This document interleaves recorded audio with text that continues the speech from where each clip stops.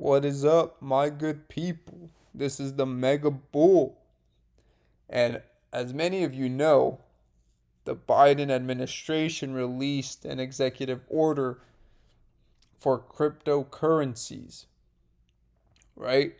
And they basically put out what the agenda is going to look like for that. And it was in support of of regulating that space. Now, it's interesting. I'm not going to read the executive order. I'm not going to bore you with the details because you can go and read it yourself.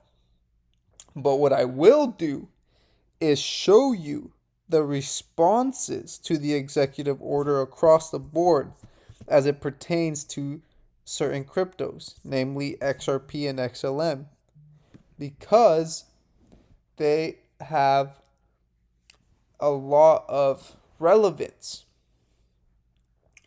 Now, let's move forward here. So the executive order, and this is from Crypto Jeffrey, he said the executive order is basically saying that XRP will be the next world reserve currency. And this is an excerpt from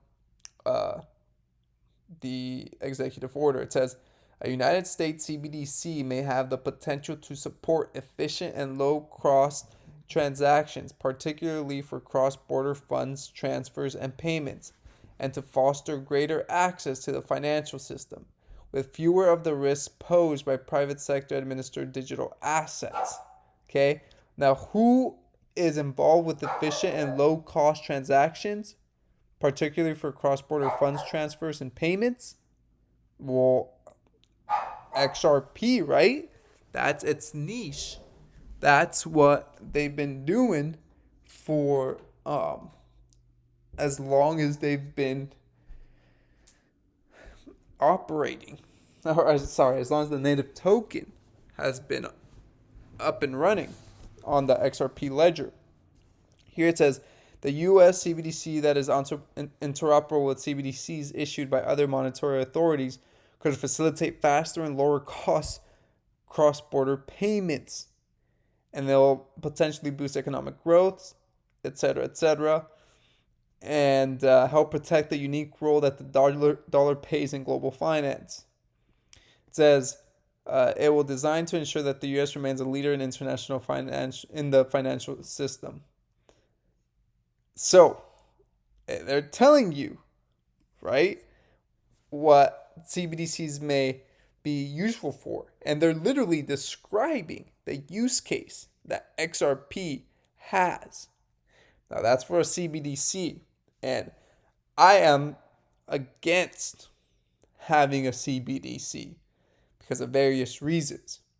However, you can't deny the technology that XRP does provide, but a CBDC would further centralize the financial power of these banks.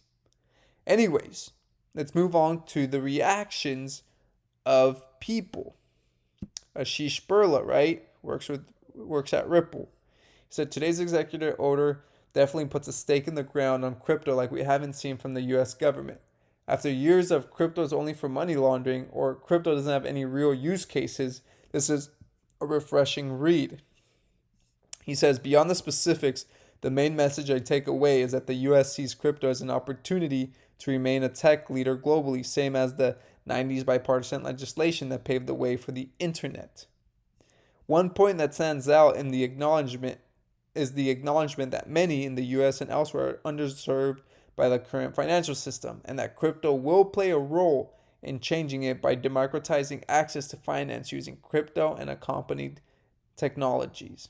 And here in section E, it says the same thing. Americans underserved by the traditional banking system, including by making investments and domestic and cross-border funds transfers and payments cheaper, faster, and safer, and by promoting greater and more cost-efficient access to financial products and services.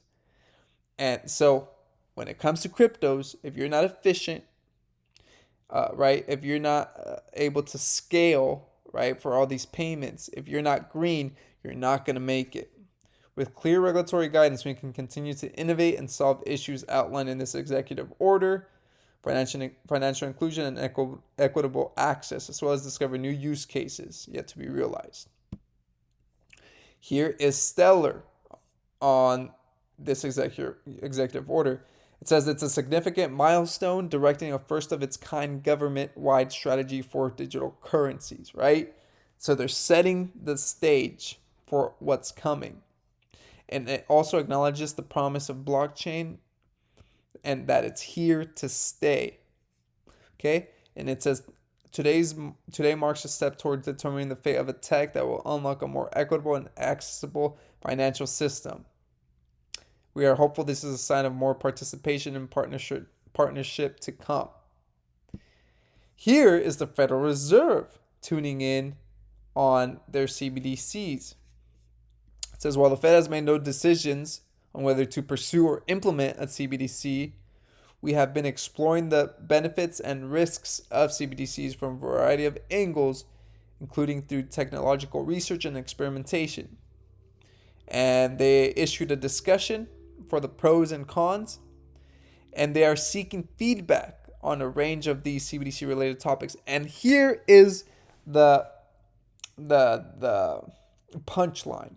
If they're asking you for feedback on it, that means it has already been developed.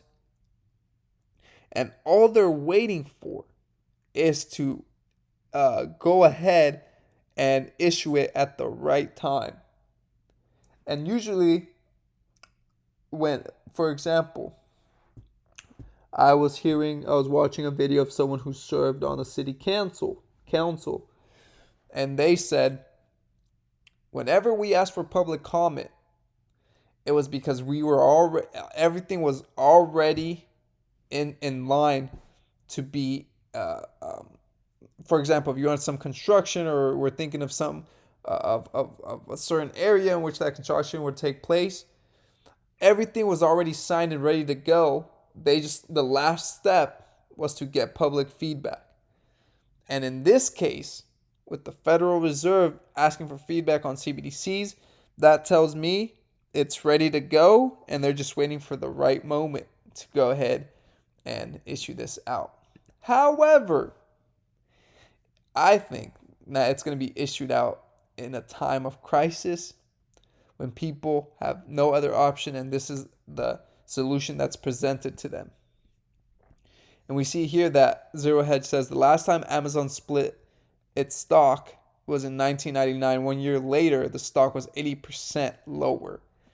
Recently, Amazon has decided to split its stock 20-1. Okay? And so 20-1 is a large split, but they're doing it. So could it be that a year from now, we see it 80% lower? I guess we'll see. I guess we will see. And this will be very, very entertaining to watch. Anyways, thank you for watching. This is the Mega Bull Experience.